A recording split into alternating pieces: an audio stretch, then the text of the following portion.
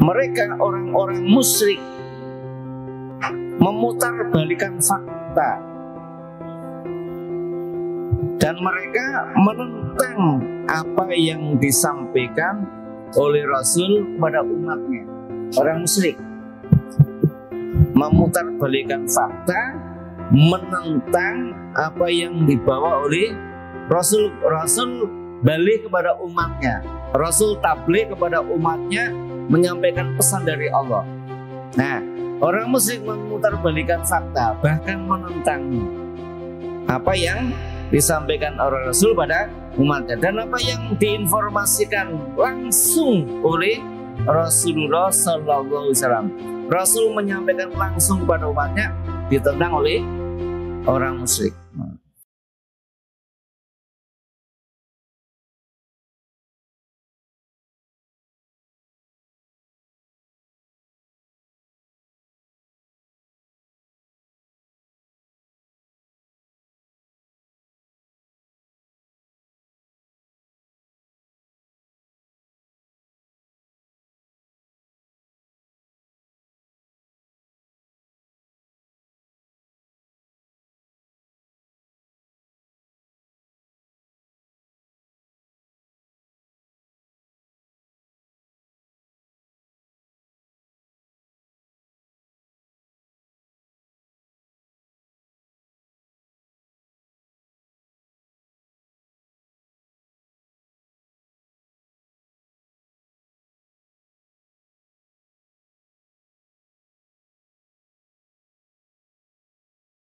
Bismillahirrahmanirrahim. Assalamualaikum warahmatullahi wabarakatuh.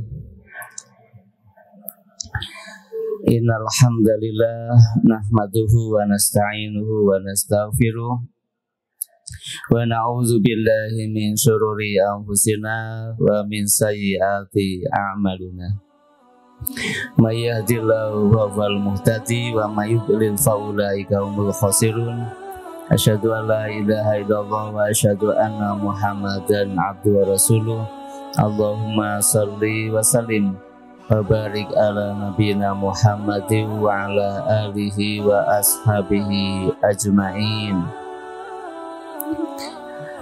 Rabbi zidni ilma, Allahumma anfa'ni bima 'allamtani wa 'allimni ma yanfa'uni warzuqni ilma yanfa'uni. Amma ba'd, muslimin, mukminin, mudah-mudahan senantiasa mendapatkan rahmat dari Allah Subhanahu wa taala. Alhamdulillah, pada kesempatan hari ini cuaca di Semarang cukup cerah walaupun sedikit mendung ya, dan ada rintik-rintik hujan. Tapi alhamdulillah banjir sudah mulai surut. Ya, alhamdulillah kemarin rescue sudah terjun ke lapangan, termasuk dari Masjid Al-Hikmah ini juga turun ya, termasuk bantuan-bantuan sampai kepada warga. Saya ucapkan jazakumullah khairan jaza pada para relawan, para mujahid, donatur, semuanya yang ikut peduli untuk empati terhadap bencana khususnya di Semarang dan Demak, daerah Sayung ya. Dan yang terkena musibah mudah-mudahan Allah dapatkan pahala dan digantikan pengganti yang lebih baik. Amin ya robbal alamin. Kita lanjutkan masih membahas tentang naha ja'ala nidda, larangan untuk membuat tandingan kepada Allah Subhanahu wa ta'ala. Qala Allah ta'ala, a'udzu billahi minasyaitonir rajim. Qul innama ad'u rabbi wa la usyrika bihi ahada. Qul inni la amliku lakum darran wa la rasyada. Allah Subhanahu wa ta'ala menjelaskan dalam Al-Qur'an surat 72 ayat 20 dan 21. Katakan Muhammad, sesungguhnya tiada lain saya menyeru atau berdoa kepada Tuhanku, dan saya tidak mempersekutukan dengannya sesuatu pun. Katakan juga Muhammad, sesungguhnya saya tidak punya kekuasaan kepada kalian untuk mencegah madarat dan memberikan manfaat. Wa haula'il musyrikuna akasul amra fa khalafu ma balabil ummata wa barabi an-nafsi sallallahu alaihi wasallam. Mereka orang-orang musyrik memutarbalikan fakta dan mereka menentang apa yang disampaikan oleh Rasul kepada umatnya. Orang musyrik memutarbalikan fakta, menentang apa yang dibawa oleh Rasul. Rasul balik kepada umatnya, Rasul tabligh kepada umatnya, menyampaikan pesan dari Allah. Nah, orang musyrik memutarbalikan fakta, bahkan menentang apa yang disampaikan oleh Rasul pada umatnya dan apa yang diinformasikan langsung oleh Rasulullah Sallallahu Alaihi Wasallam. Rasul menyampaikan langsung kepada umatnya, ditentang oleh orang musyrik. Fa'amilu bima nahahum anhu minasyirki billahi. Nah, apa bentuk penentangannya? Orang musyrik itu melakukan sesuatu yang dilarang oleh Nabi. Itu namanya bentuk penentangan kepada Rasul. Mestinya yang dilaksanakan itu adalah yang diperintahkan Rasul, meninggalkan apa yang dilarang Rasul. Tapi mereka memutarbalikan faktanya dengan apa? Melaksanakan apa yang dilarang oleh Rasul. Minasyirki billahi, contohnya adalah syirik kepada Allah, mempersekutukan kepada Allah Subhanahu wa taala. Wa ta'allaqu ala ghairillahi hatta qala qailuhum, sampai menggantungkannya tidak kepada Allah, menggantungkan segala sesuatu ila ghairillahi, kepada selain Allah. Selain Allah siapa? Makhluk. Ayat tadi kan menyampaikan, Muhammad, katakan la amliku lakum dorun wala rasada. Katakan Muhammad kepada umat, saya nggak punya kekuasaan untuk bisa menolak madarat, tidak pula bisa memberikan manfaat apa. Itu adalah wewenang dari Allah. Had'u Rabbi, saya kan hanya menyuruhnya kepada Allah, memohonnya kepada Allah. Nabi saja memohon kepada Allah. Maka Nabi nggak punya wewenang untuk mencegah madarat atau memberikan nilai manfaat. Tetapi orang-orang musyrik begitu. Ta'ala kalau wirillahi, bahkan menggantungkan sesuatu kepada selain Allah Subhanahu wa taala. Sebagaimana ada syair yang menjelaskan, ya akramal khalqi mali man aludhu bihi siwaka inda hulil hadisul amam, ilam takun fi ma'adi azan biyadi fadlan wa ila faqul ya zalatal qadam fa inna min judika dunya wa durduha wa min ulumika ilmullahil wal qalam. Syair ini bentuk, menurut kitab ini, itu sudah melebih-lebihkan kepada Nabi Muhammad Sallallahu Alaihi Wasallam. Begini syairnya, salah itu potongan dari sekian syair ya. Wahai makhluk yang paling mulia. Siapa yang dimaksud? Nabi Muhammad ya. Nah, wahai makhluk yang paling mulia, saya tidak punya pelindung selain engkau ketika terjadi malapetaka yang terjadi. Jika engkau tidak menolong saya di hari akhirat nanti,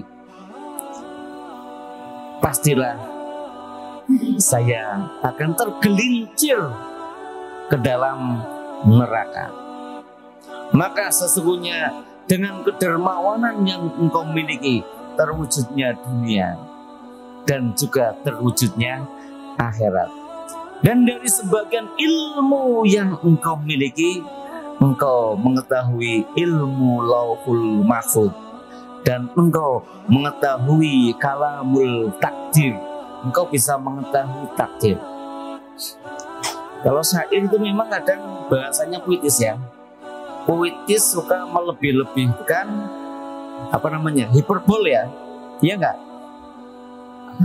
Dalam pelajaran dulu sekolah kan ada hiperbol ya. Hiperbol itu melebih-lebihkan sesuatu yang tidak pantas. Tapi ini dalam kajian tauhid melebihkan seorang nabi itu melebihi dari makomnya seorang nabi, maka dikritisi oleh buku ini. Kalau ya akramal khalqi itu tidak masalah, makhluk yang paling mulia siapa? Allah. Tapi lanjutannya, saya nggak punya pelindung selain engkau. Coba satu ya, saya tidak punya pelindung selain engkau. Ketika nanti terjadi malapetaka, maksudnya hari akhir, hari kiamat, saya nggak punya pelindung. Ini sudah mulai mengkultuskan tidak? Nah, sudah mulai mengkultuskan. Maka jika engkau tidak menolong saya gitu di hari fi ma'adi, hari kembalinya, maksudnya di hari akhiratnya, jika engkau tidak menolong saya pada hari dikembalikannya nanti dengan keutamaan yang engkau miliki, wahai tergelincirlah saya ke dalam neraka. Yang menyebabkan menolong kita di akhirat itu adalah Allah, ya. Allah. Kalau ada syafaat itu biiznillah. Jadi oleh Allah diizinkan kepada hambanya untuk memberikan syafaat. Tapi kita tidak boleh mengkultuskannya kepada yang nanti diberi wewenang untuk memberikan syafaat, tapi malah meninggalkan Allah. Kenapa tidak kita mengatakan, ya Allah, saya tidak punya pelindung selain engkau besok di hari akhirat. Jika kau tidak menyelamatkan saya, pasti saya akan tergelincir ke dalam neraka. Boleh nggak? Boleh menurut saya.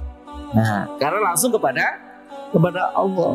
Nah, tapi ini kepada walaupun itu Rasulullah SAW ya, ini hati-hati juga ya. Karena juga ada perbedaannya. Walaupun kepada seorang nabi, kita tidak boleh mentakzimkannya melebihi makomnya seorang makhluk. Tidak boleh melebihkan kedudukan makom sebagai makhluk ciptaan Allah. Ada makhluk, ada khalik. Harus bisa membedakan ya. Makom makhluk sampai di mana? Tidak sampai kepada tingkatan khalik yang menciptakan. Ini dikritisi. Ini sudah terlalu mengkultuskan itu. Bahkan yang kedua, sesungguhnya dengan kedermawanan engkau ya Muhammad, dunia diciptakan. Dunia ada karena dermawannya engkau. Dan akhirat juga ada itu karena kedermawanan engkau. Allah hilang nggak? Ini Allah hilang. Allah kan yang khalaqas samawati wal ardh gitu ya, yang menciptakan Allah Subhanahu wa taala. Tapi Allah juga menciptakan makhluk yang paling mulia. Terciptanya bumi, langit dan semuanya itu adalah kekuasaan Allah. Bahkan sebelum diciptakannya, sebelum lahirnya Nabi Muhammad. Yang kedua, yang ketiga, satu tadi tentang akhirat ya. Yang kedua tentang penciptaan dunia dan akhirat itu karena kedermawanan yang dimiliki oleh Nabi kita. Kita sedang tidak merendahkan Nabi ya. Jangan salah paham ya.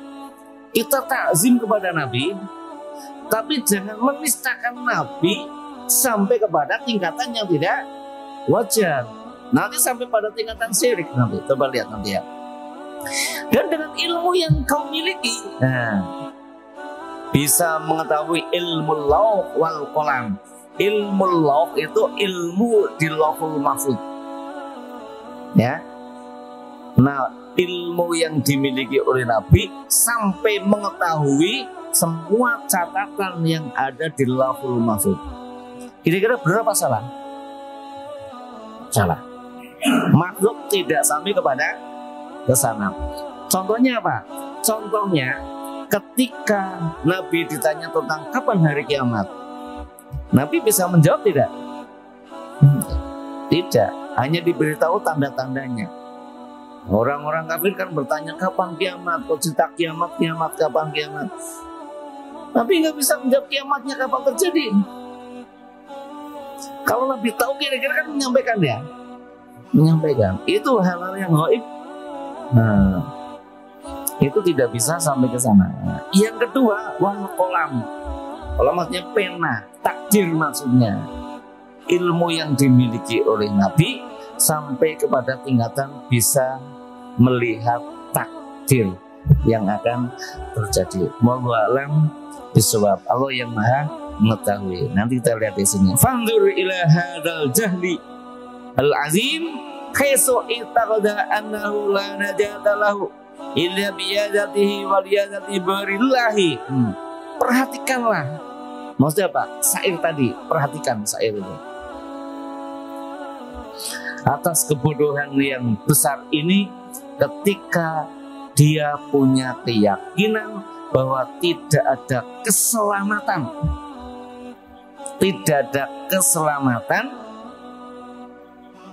kecuali hanya dari Allah. Tapi dia mengatakan ada keselamatan yang bersumber bukan dari Allah, dari Nabi langsung. Nah, sehingga tadi mengatakan, saya tidak akan selamat tergelincir ke dalam neraka kecuali engkau menyelamatkan saya. Wanzur ila hadzal itra al-azim alladzi tujawizul hadda fi itra'il ladzina anhu sallallahu alaihi wasallam biqaulihi. Perhatikan yang kedua, bagaimana pengkultusan yang besar ini, di mana pengkultusan ini adalah sudah melebihi batas yang diperbolehkan dalam agama. Di dalam pengkultusan ini sesuatu yang dilarang langsung oleh Nabi SAW biqaulihi, dengan sabda Nabi. Ini buktinya sabda Nabi, la tadruni kama adnasara ibnu Maryam, inama ana Abdullahi faqulu Abdullahi wa rasulah, rawahu Malik wa ghairu. Ini ada rawahu Bukhari, An Ibnu Abbas dan yang lainnya. Jangan sampai melebihi pengkultusan itu di atas batas yang boleh dilakukan. Karena Nabi melarang sendiri. Janganlah kalian menyanjung saya. Kata siapa? Kata beliau, jangan kalian menyanjung saya sebagaimana orang Nasrani itu menyanjung putra Maryam. Siapa? Isa. Jangan kau sanjung kepada saya seperti sanjungannya orang Nasrani kepada Isa putra Maryam. Sesungguhnya saya adalah abdun, innama ana abdun. Saya itu hamba, bukan Tuhan, bukan Allah, bukan Khalik. Innama ana abdun, kata Nabi kepada sahabatnya, innama ana abdun, saya itu hanya seorang hamba. Maka katakan kepada saya Abdullah wa Rasuluh. Nah, katakan untuk saya satu adalah Abdullah, artinya apa? Hamba Allah. Saya Muhammad adalah hamba Allah. Betul nggak? Muhammad adalah Abdullah, betul apa salah? Nah, nih yang kedua, katakan kepada saya bahwa saya adalah Rasulullah. Muhammad adalah Rasulullah. Betul apa salah? Nah, itu yang benar makomnya. Jangan sampai menyanjung melebihi makomnya sebagai seorang hamba dan sebagai seorang Rasul yang itu dilakukan oleh orang Nasrani. Orang Nasrani mengatakan tidak hanya Isa bin Maryam itu sebagai abdun dan sebagai rasul, tapi sebagai ilahun. Sebagai siapa? Tuhan. Nah, kalau Tuhannya lebih dari satu bagaimana? Maka dikatakan ada anak Tuhan, anak Allah. Mohon maaf ya, ini fakta. Nah, ada juga ibunya juga dikatakan Tuhan. Sehingga ada konsep apa? Nah, Trinita, satu tapi tiga, tiga dalam satu. Nabi Isa adalah hamba Allah, manusia, bukan Tuhan. Ya, bukan Tuhan yang wujudnya adalah manusia, tidak bisa. Kalau Tuhan wujudnya manusia, berarti apa? Itu namanya melecehkan Tuhan, ya enggak? Allah dilecehkan. Allah menciptakan makhluknya tanpa bapak. Nabi Isa bapaknya siapa, Pak?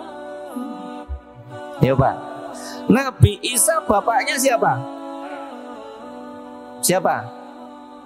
Tidak ada. Ibunya Ibu Maryam. Loh, kalau tidak punya ayah, punyanya ibu, kok bisa muncul anak?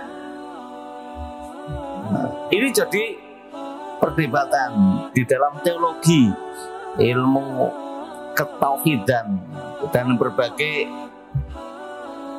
agama gitu ya.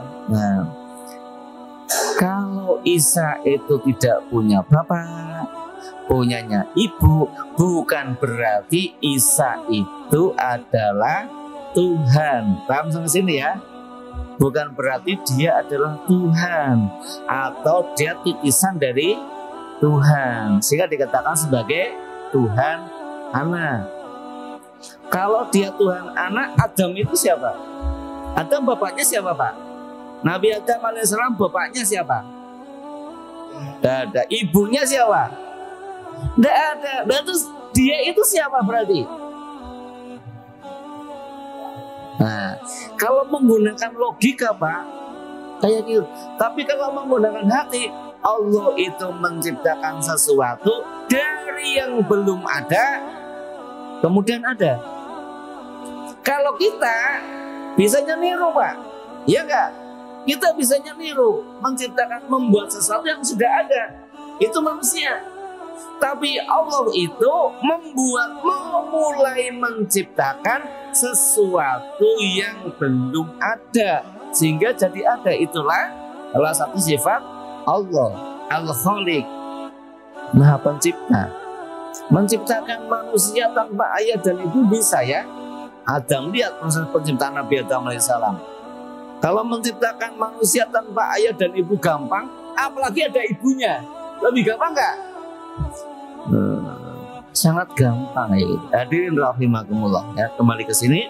Maka Nabi pesan, jangan kalian menyanjung saya seperti sanjungannya orang Nasrani kepada putra Maryam. Sesungguhnya saya adalah seorang hamba Allah. Maka katakan saja kepada saya kalau Muhammad adalah Abdullah, hambanya Allah, bukan Tuhan ya. Katakan yang kedua, Rasul. Katakanlah Muhammad itu adalah Rasulullah, utusan Allah. Nah, ini sebagai dasar bantahan terhadap syair di atas. Paham ya? Nah, beliau menjelaskan ini. Tapi kalau misalkan mau beda pendapat, ya tidak apa-apa ya. Lanjut. Bapak Ta'ala. Kemudian dilanjutkan firman Allah Ta'ala dalam surat 6 ayat 50. Kalau surat 6 mungkin pada hafal ya. Surat 6 surat apa? Al-An'am. Allah beriman, kul la aqulu lakum indi khazainullahi wa la a'lamul ghaiba wa la aqulu lakum inni malak. Nah, Allah nyuruh pada Muhammad, kul. Kalau ada ayat bilangnya kul, berarti perintah Allah kepada Nabi Muhammad. Kul, berarti Muhammad katakan. Berarti Nabi Muhammad disuruh untuk mengatakan kepada umatnya atau orang kafir. Kul itu berarti perintah. Kul ini juga. Kul Muhammad, la aqul lakum indi khazainullahi. Katakan Muhammad, saya tidak mengatakan kepada kalian bahwa saya itu mengetahui perbendaharaannya Allah. Allah sampai nyuruh pada nabinya, katakan Muhammad kepada mereka. Apa yang katanya? Saya tidak pernah mengatakan kepada kalian bahwa saya mengetahui atau memiliki semua perbendaharaannya Allah. Dan saya tidak mengetahui al-ghaib. Tuh katanya, wala a'lamul ghaiba. Saya enggak tahu masalah-masalah yang gaib. Yang nyuruh Allah kepada Muhammad, katakan kepada mereka, la a'lamul ghaib. Saya enggak tahu perkara gaib. Kalau begitu perkara gaib yang tahu siapa? Allah, ya. Allah. Jadi kalau ada yang punya keyakinan bisa melihat hal-hal yang gaib, menyalahi ayat ini enggak? Nabi saja disuruh katakan Muhammad, la a'lamul ghaiba. Kata Muhammad, saya tidak mengetahui hal-hal yang gaib. Wala aqulu lakum inni malak. Nah, dan saya tidak mengatakan kepada kalian bahwa saya adalah seorang malaikat. Rasul disuruh bilang 3 hal ya. Yang ketiga adalah katakan Muhammad, saya tidak pernah mengatakan kalau saya adalah seorang malaikat. Karena malaikat bisa mengetahui hal-hal yang akan terjadi. Karena mereka ditugasi oleh Allah. Ada yang menjaga Lauhul Mahfuz, yang dijaga ketat. Tidak ada yang mengetahuinya terjadinya takdir kapan, bagaimana, siapa gitu. 2024 sudah ada takdirnya belum Presiden RI? Yo, saya tanya. 2024 nanti Presiden RI sudah ada di Lauhul Mahfuz enggak? Ada nggak? Ada. Kalau ada kita nggak usah ribut-ribut lah. Ya, udah ada kok ribut. Kita bisanya ikhtiar ya. Ikhtiar sudah, doa sudah, takdir datang. Apa yang kita lakukan? Terima dengan ikhlas. Mau ribut lagi besok? Kapan kita rukun ya? Kapan kita sesama muslim bisa hidup rukun, saling menghormati, saling menyayangi? Kalau sering ribut itu besok di akhirat saling menggugat, ya. Itu bukan karakter muslim. Muslim adalah saling mencintai satu dengan yang lainnya. Sujudnya bareng, rukuknya bareng, selesai kitabnya sama. Kenapa urusannya kayak gitu? Itu setan ya. Setan yang menggoda akal kita, itu ya, sehingga wah macam-macam itu udah sampai mengkafirkan, macam-macam. Ngeri, jangan, hati-hati. Kita jangan terlibat masalah yang kayak gitu. Kalau kita sampai mengucap sesuatu yang keliru, lagi sampai mengatakan kafir ya pada orang yang biasa sholat, hati-hati ibadah kita ya. Sudah ada takdirnya Pak ya.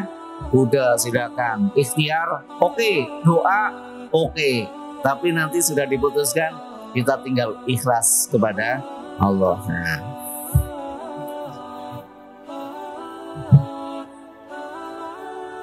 Fanzur ila hadil mu'aradatil azimatil kitabi was sunnah wal muhadati lillahi wa rasuli.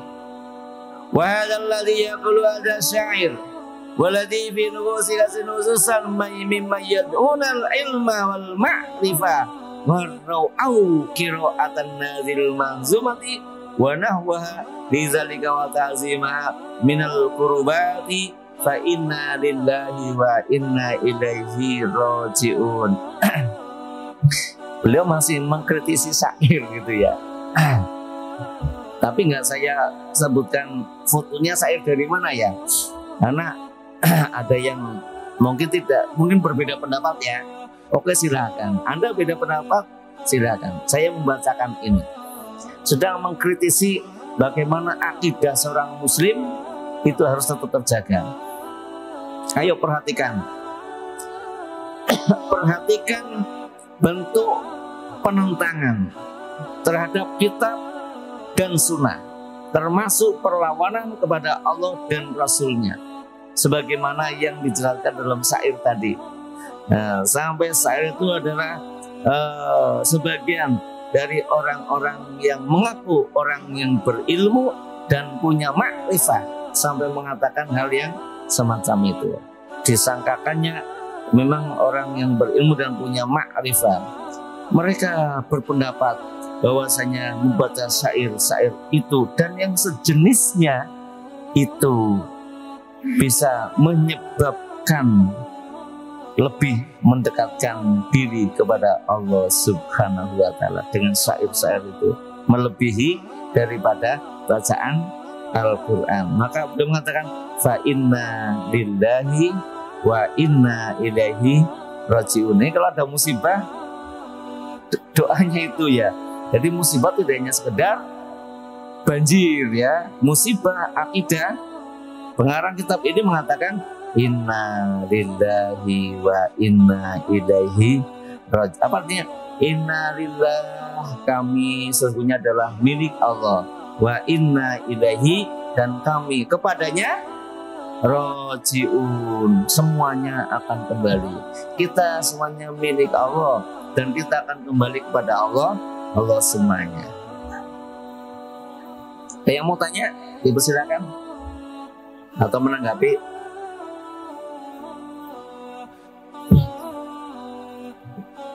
Lanjut. Qalu wa an Hudzaifah radhiyallahu anhu Nabi sallallahu alaihi wasallam qala la taqulu ma syaa Allah wa syaa fulan walakin qulu ma syaa Allah tsumma syaa fulanun. Rawahu Abu Dawud bi sanadin sahihun. Hadis yang diriwayatkan oleh Hudzaifah. Hudzaifah itu kira-kira siapa? Jadi an Hudzaifah radhiyallahu anhu. Hudzaifah itu apa? Hudzaifah siapa yang terkenal? Hudzaifah bin Yaman. Orang Yaman ya. Maka dikatakan putra Yaman. Bukan berarti bapaknya namanya Yaman ya. Tapi Hudzaifah itu adalah orang Yaman yang terkenal dengan strategi perang apa? Apa coba? Nah, nggak cerita itu ya. Dari Nabi Sallallahu Alaihi Wasallam beliau bersabda, janganlah kalian mengatakan atas kehendak Allah dan kehendak si fulan, tetapi katakanlah atas kehendak Allah kemudian atas kehendak si fulan.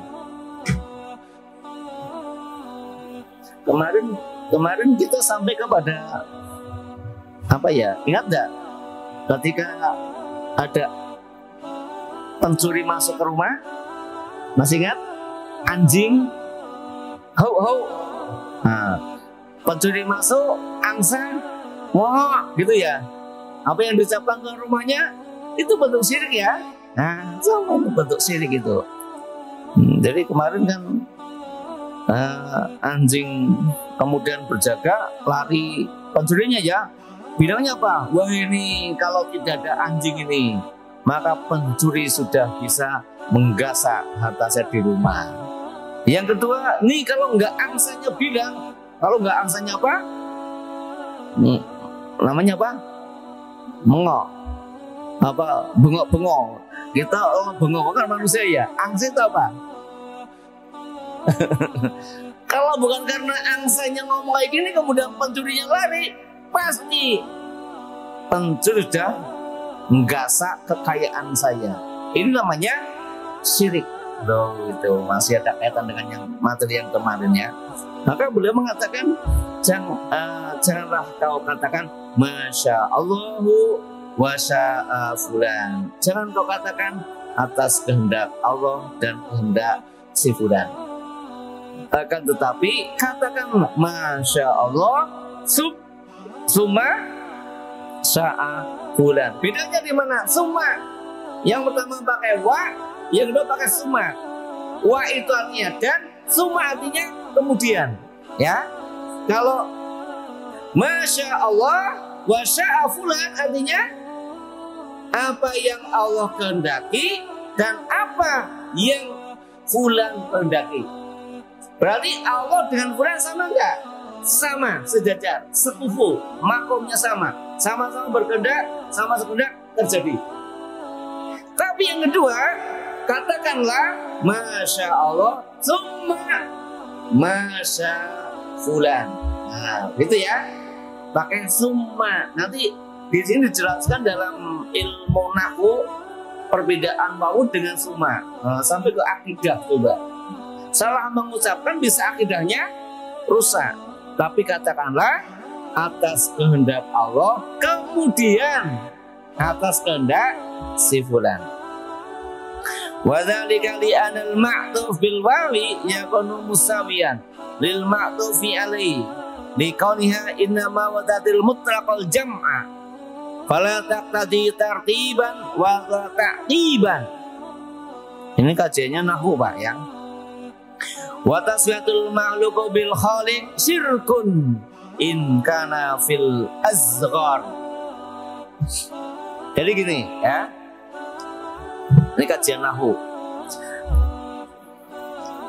Kalau masya Allah wa syaa fulan berarti antara Allah dengan fulan itu apa? Taswiyah. Tas itu apa? Sama. Kedudukannya Allah dengan si fulan sama. Maka kita tidak boleh mengatakan ini karena pertolongan Allah dan pertolonganmu, tidak boleh. Ya, itu sudah namanya taswiyah. Sudah menyamakan kedudukan Allah dengan makhluknya. Kalau bukan karena pertolongan Allah dan pertolongan kamu, saya sudah mati. Itu namanya sudah menyamakan ya. Nah, perbedaan nanti itu sudah taswiyatul makhluk bil khaliq, sudah menyamakan makhluk dengan khaliq gitu. Maka di sana tidak menunjukkan tertib urutan ya atau datang setelahnya. Jadi begini.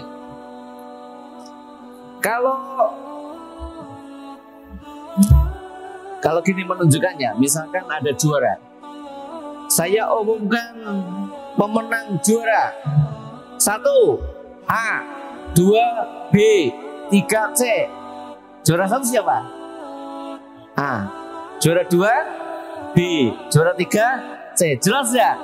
Nah, kalau informasi yang tadi itu tidak menunjukkan tertib kayak gitu, tidak menunjukkan urutan ya, tapi menunjukkan kesamaan. Bahwa Allah dengan si fulan itu adalah sama. Wala ta'kilan, tidak datang setelahnya. Berarti sama. Bukan setelah Allah si fulan, tapi Allah dan si fulan dianggap sama. Dan ini adalah syirkun. Ini bentuk kesyirikan. Hati-hati ya. Saya kalau kemarin tidak ditolong oleh relawan, saya sudah tenggelam. Nah, musim banjir kemarin ya, relawan pada terjun itu. Kalau saya tidak ditolong oleh relawan, saya sudah tenggelam, saya sudah mati. Boleh tidak?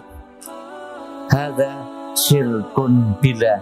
Ini adalah bentuk kesyirikan kepada Allah Subhanahu wa taala. Kalau saya tidak pegangan perahu, saya sudah terbawa arus. Nah, kalau saya tidak pegangan perahu, maka saya sudah terbawa arus ke sana. Boleh tidak? Tidak boleh. Dalam kajian tauhid itu sudah perbuatan syirik kepada Allah Subhanahu wa taala. Kama qala Allah taala anhum fi daril akhirah. Tallahi inna kunna lafi dhalalin mubin idh sawwikum bi rabbil alamin bila fil ma'tuf bi summa fa innal ma'tuf bi yakunu mutarakhiyan anil ma'tuf alai bi muhmilati fala ma'dzurla kaunihi saratabian. Dalam ayat lain dijelaskan surat 21. Nah, surat apa Pak? Surat 21 ayat 97 ya. Apa Pak? Al-Anbiya. Nah, saya tidak hafal Pak ya. Maka saya tanya panjenengan. Saya nggak hafal urutannya ya. Yang pendek, yang awal-awal hafal ya, sama yang terakhir ya. Udah mulai itu tengah nggak hafal. Nah.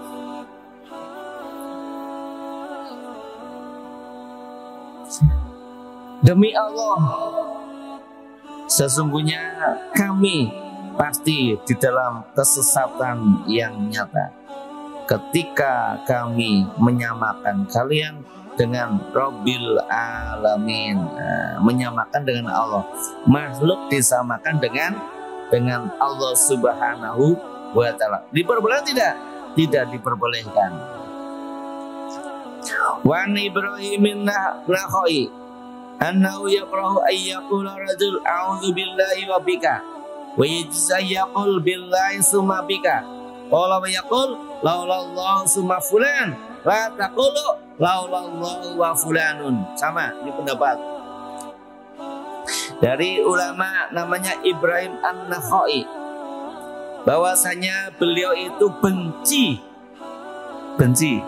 seperti kemarin siapa yang